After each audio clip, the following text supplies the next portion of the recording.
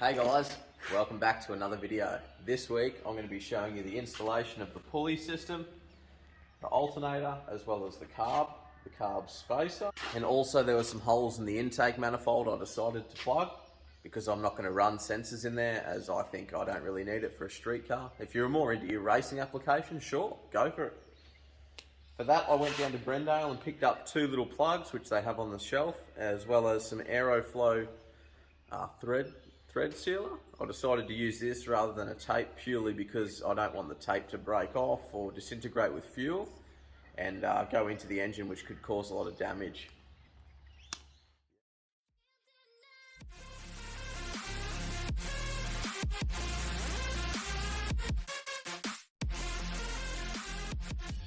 As you can tell, I've made a new intro this week. Feel free to give me some feedback down in the comments. Now let's get into the build. Alright, so the first thing that we're going to do with this motor is we're going to plug the holes in the intake here and here. We're going to install the carburetor bolts. We're going to put the spacer down and make sure that the gasket fits properly. Make sure it's all seated together nicely so that no leak occurs when I'm getting.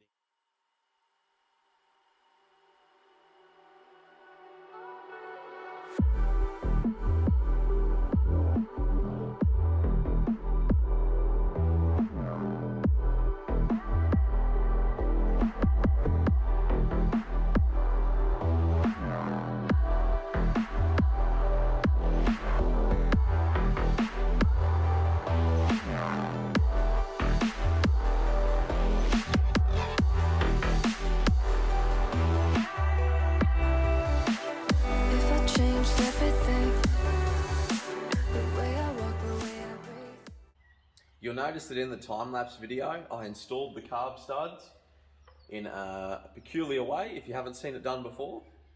I did this so that I don't have to squeeze the actual bolt itself and damage the diameter of the tube, which will cause issues with the spacer going on, as well as the carb itself. So I'll show you what I did if you want me to slow that down. So basically, you take your bolt as such, and you put one of the nuts on there, then you add a secondary bolt and tighten these two down on each other, and then from there that means you'll be able to crank down this top one and get it nice and secure.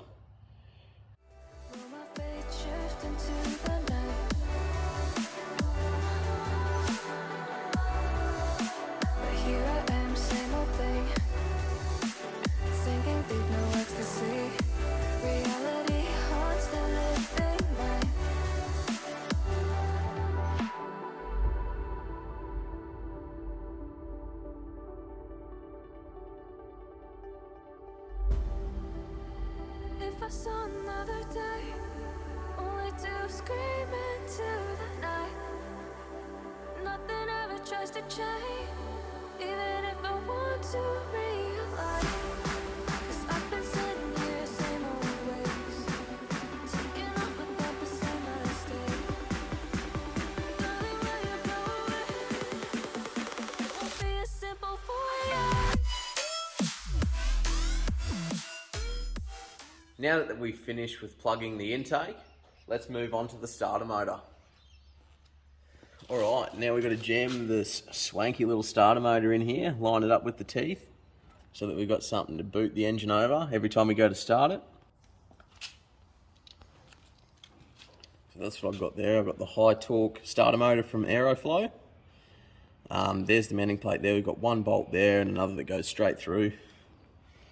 I did dummy fit this in before, and it does look like it's not going to fit, but I noticed that there's some Allen keys heads there, and hopefully we can take them off and adjust this plate and get it to bolt up all nicely.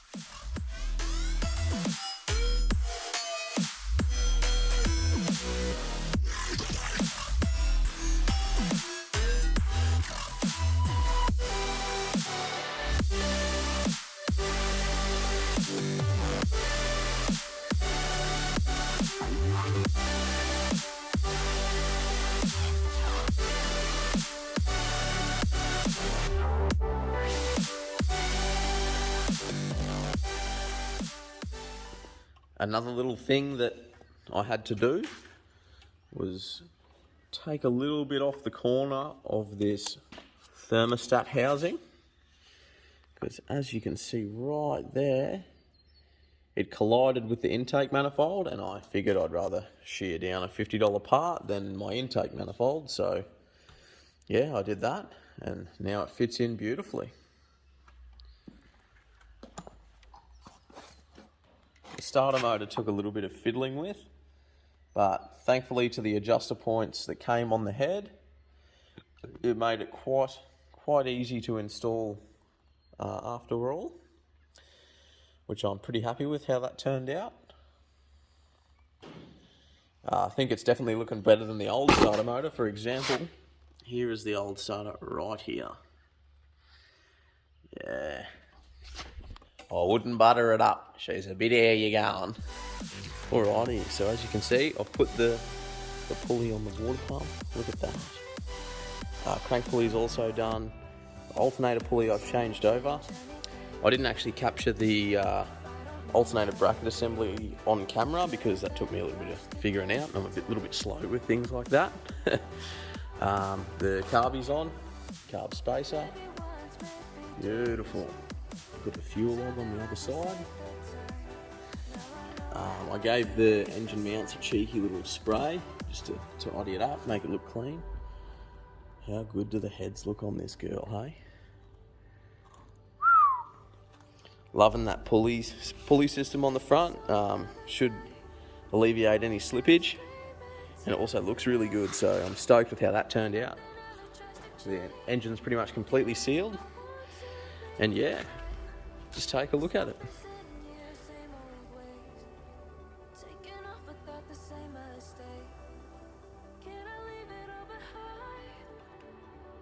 I also went down to Motorsport Accessories down in Brendale, and I picked up an air cleaner for the engine, so I'll show you guys that now.